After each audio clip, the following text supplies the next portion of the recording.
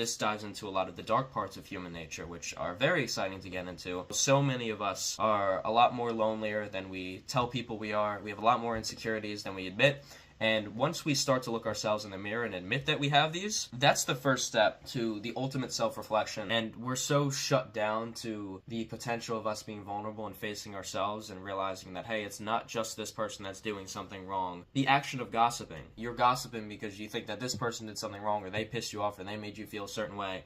But now look at yourself and how you're replaying this in your mind over and over again. They're probably not thinking about you anymore, but you keep thinking about them. Not only are you just thinking about them, you're using words to talk down on them. Like, what type of energy are you putting out into the world? And then what type of energy do you expect to get back? And so all of the people who gossip all the time, you don't take any action in your life, you refuse to be vulnerable, not only with other people, but with yourself, and you expect life to reward you for that. And life doesn't reward you for that, and then you get more mad and more upset and more triggered and say, well, the universe or God or life just hates me. And then you develop the victim mentality. Oh, this is just what happens for me. I was talking to one of my clients the other day, and his relationship partner, whenever he tries to have a vulnerable conversation with him about something that they can improve upon together, his relationship partner just goes, this is just the way I am. Distance, when you adopt a new viewpoint of life that is not common among most people, people start to distance themselves from you because they think it's weird. It's just, I don't want to be around Andrew anymore. I don't want to be around Brad. The reason is because it brings up something with them. It's like, oh, like maybe there is potentially some truth to this, but I don't want to look in that direction because what would that force you to do?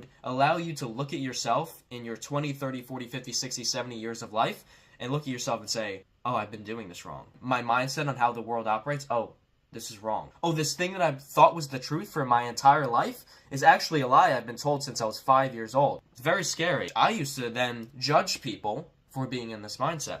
And so it's like came full circle. I thought I was doing better, but oh wait, I really wasn't because I was judging them still. It's a lot to be able to look at the sum total of your life and realize you did a lot of things wrong or sometimes everything. Whenever you think about saying this person's more privileged than me, they're struggling severely in an area in which you have no idea is occurring. I've had friends that have a lot of money look at other people with more money and say, I can't believe he's depressed. He has all the money in the world. It's like, hold on a second. You thought that just having money solves all of your issues? Your money amplifies everything that's currently going on internally. So let's say you're the most insecure person in the world. You want to be like, I want to start to make $20,000 a month, and you do that. You're probably going to be spending a lot of your money on things that you don't need. Probably going to be potentially paying sex workers, and depending on what area you're trying to fill the void in. Because if you have insecurities within you, that's what the money is going to do. Because I know people who make a lot of money, and they're in the business realm, and they do these things because there's a hole to fill. That's one thing that we don't recognize, is that these things that we do that are culturally normal,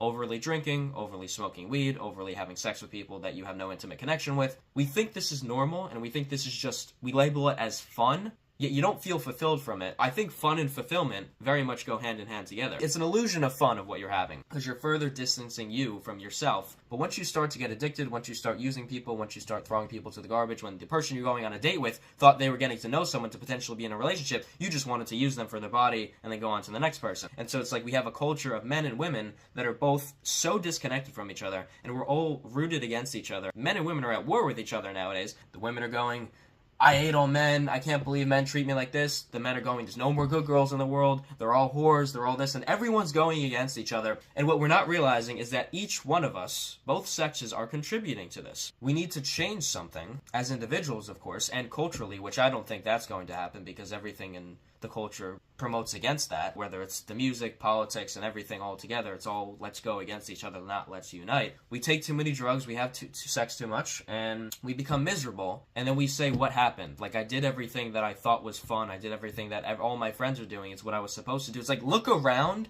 and see how many of your friends are truly content with their life. Probably not that many of them, and you're choosing to do every single thing that they're doing and being influenced by all of their behaviors, and then you reach the point of misery that they're at, because misery loves company. They'll bring you right down with you. Then you look back at your life, whether you're still in your early teenage years, or you're in your 20s, or your 30s, or you're 60, and you say, what happened to my life? You happened to your life. You did not become aware.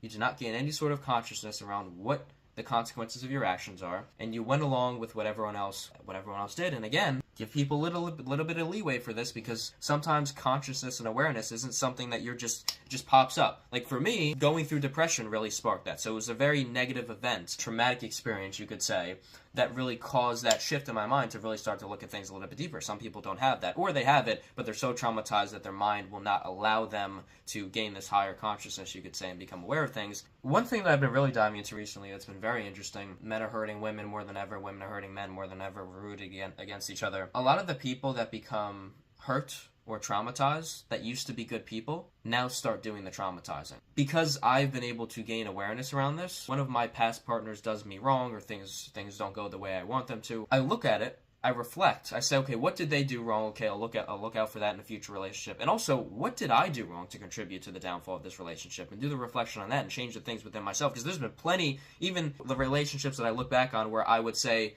one or two of the women I'm with that made more mistakes than I did, I wasn't far behind them. I still made plenty of mistakes. And so what do we do most of the time after relationships? Oh, I hate my ex-girlfriend. I hate my ex-boyfriend. I can't believe they did this to me. I can't believe they manipulated me. I can't believe they disrespected me. Hold on a second. Who allowed that to happen, and who allowed it to continue to happen? And also, that reveals something deeper. And so that happened to me in one of my dating experiences, and at first I started to blame the other person. Oh, they just manipulated me. They disrespected me. And then I looked at my son and said, wait a minute. This is an insecurity within me, because after the disrespect kept occurring, I stayed. I didn't walk away. So there was something within me: fear of abandonment, fear of someone leaving me, fear of maybe I won't find someone else. To fully place the blame on them would mean that there's no self-growth for me. There's an insecurity within me. But if I completely project everything onto them and refuse to see that there's something within me that tolerated this, because this goes very deep, because I was talking about this with my clients on a group call the other day, sometimes you accept the love that you think you deserve. And so one of my clients came to me. He's like, I'm hooking up with someone that's married. I said to him, is that all you deserve? Is that what you really want? Because what I think you really want is to feel deep love and connection and an intimate connection with a human being. Do you get that from them? Like, no, you just get a perceived pleasurable experience and nerve centers being reacted throughout your body. And I said to him, is this all that you deserve? And he's like, no, I know I deserve so much more. I said, hold on a second. You don't. Because if you fully embody that and you knew that you deserve so much more, you wouldn't be engaging in this activity. You would accept nothing less but what you know that you want. Really not recognizing, I have this perceived value, or I think I'm more confident than I am, or I think I have things more put together than I am. My ego gets in the way. And then an experience happens, and it's like, that's what's testing you. We can say anything that we want, but the experience is what is going to allow you to be tested and everything to come full circle. For example, if you, in that relationship in which I feel like my partner started to walk all over me, if you took me a year before that, like my last relationship before that, like nothing of that happened. My partner, she just did so much for me. And if you talked to me then or after that relationship ended and said, like, this type of girl that I dated after that, would you ever date someone like that? I'd look at it from the outside looking in and those qualities of a person. I'd say, absolutely not. Never in my entire life. But what happened? I did. And so we can always beat ourselves up for it and feel guilty and shameful, which I did for a certain period of time. But it's like, hold on, there's reflection here. And everything about life is about growth. And as long as you're looking for that growth and you're analyzing and accepting where you're at now, because that's what we don't do. We delude ourselves. We think we're better than we actually are. And that's not to say that we are not enough. It's not saying that. It's just that I feel like I'm so high on this horse and like I'm so good at life. I have it all figured out. And you don't. Because your experiences are showing all of the incongruencies between your words and your actions. Actions speak louder than words. It's like, words speak loud, but obviously actions speak louder because that's what's actually going on in reality. Your thoughts or your words are just you projecting yourself. It's like, hey, does that match up? And so that's why I have shifted in my life, making it more of a habit to take more action than I do run my mouth.